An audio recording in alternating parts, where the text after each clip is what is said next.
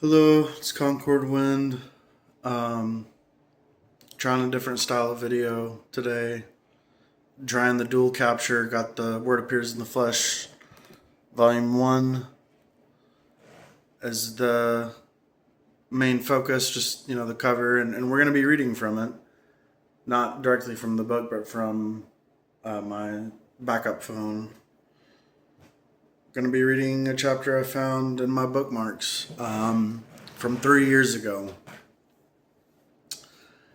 And it's a passage that is relevant to some of the thoughts I've been having lately.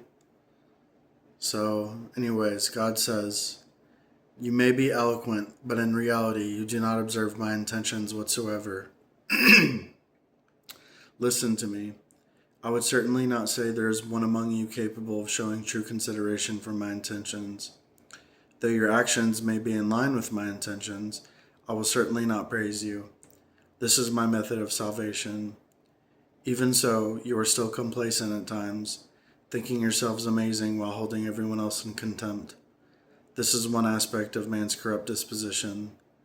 That all of you acknowledge this point I am making is a superficiality. To be able to truly change, you must come close to me, fellowship with me, and I will bestow grace upon you. Some people want only to sit idle and reap what others have sown, feeling that to be clothed, they need only stretch out their arms, and to be fed, they need only open their mouths, even waiting for others to chew their food and put it in their mouths before they swallow it. Such people are most foolish, loving to eat what has been chewed by others. This is also a manifestation of the laziest aspect of man. Having heard these words of mine, you must no longer pass them over. You will do right only by redoubling your attention, and only then will you satisfy my intentions. This is the best kind of submission and obedience." Amen. So I didn't read this whole passage. I mean, I've read it, in like 3 years ago, and obviously it was bookmarked for 3 years ago. But anyways, I didn't like pre-read it before pressing record on the video. So I didn't know it talked about laziness. I just read enough of it to know that it was talking about, God was talking about, um, holding everyone else in contempt while thinking yourself to be amazing. And that's the part I want to focus on here, is that, um, I wonder if I'm still arrogant, or if I've developed arrogance through my ministry, because, even though like I'm not famous or anything, and I don't have like a lot of followers, I don't get a lot of likes or comments or anything, but at the same time, the content I produce, you know, has value that goes beyond its reach. I may not reach a lot of people, but the content that I produce is very valuable in my eyes. And that's a fact, whether I'm arrogant or not. But I just was thinking and reflecting on myself, and I'm like, am I arrogant? Am I conceited? Because I do tend, and I was praying about it last night, and I was talking to God, and I was like, I do tend to think of myself as better than others in my heart. I don't believe that in my mind, like on a superficial level. I acknowledge that I'm the same as everybody else. I acknowledge that I'm just a tiny created being, that I'm just one of 8 billion. And, I do my best to be humble and treat everybody exactly the same and be kind. And, and I suppose I have some kindness in my humanity, but, I do tend to think of myself as even ahead of the church, ahead of the brothers and sisters in the church. And I have a basis for that in God's words. God says only 50,000 people have achieved a change in disposition. Well, I consider myself to be numbered among one of those 50,000,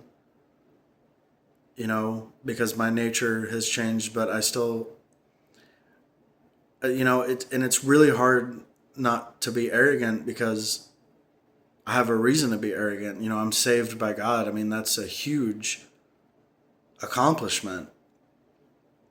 And I'll acknowledge that it's God's grace that saved me, and that it's not my own doing. God showed me grace and selected and predestined me, and that I'm chosen by God. So I'm not like there, and I didn't choose to be chosen by God. So it's not an accomplishment of my own. It's God's deeds that have led me to where I am today, and I acknowledge that on a superficial level. But in my heart, I think I've cooperated with God. I've accepted His salvation. That's more than I can say for most people. And it's hard not to be arrogant, So I'll give you guys updates if I'm able to defeat this arrogance that's in my heart. But for now, I just am at the level of acknowledging it. I recognize it. And it's really hard not to be arrogant, I mean, and I do have moments where I feel less than, and that's another extreme in the spectrum, because as humans, we have a tendency to go to extremes. If we're not arrogant, then we feel inferior to everybody, so we either think we're better than everybody else or we think we're inferior. We just tend to go to extremes, and an inferiority complex is an emotion. It's an emotion that, I reject the emotion, but arrogance is related to disposition. It's more than a feeling. And so that's harder to reject, But I think just talking about it and acknowledging it helps a lot. And this one is really tough because it seems to be in line with God's words. Like, my arrogance seems to be in line with God's words until God says arrogance is, a part of a corrupt disposition. And then I'm like, oh, well, that's tough, And so I'm fighting that. But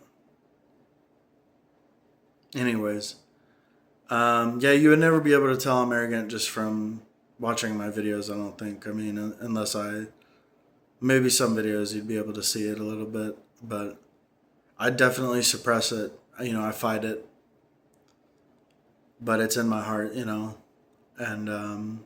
want to remove it from my heart. I don't want it in my heart. I just want to be a humble, tiny little creature created by God. That's all I want. That's my desire. I don't want to be better than everybody else. I just want to satisfy God. That's it. So, all right, that's it for this video. Thank you so much for watching. God bless and goodbye.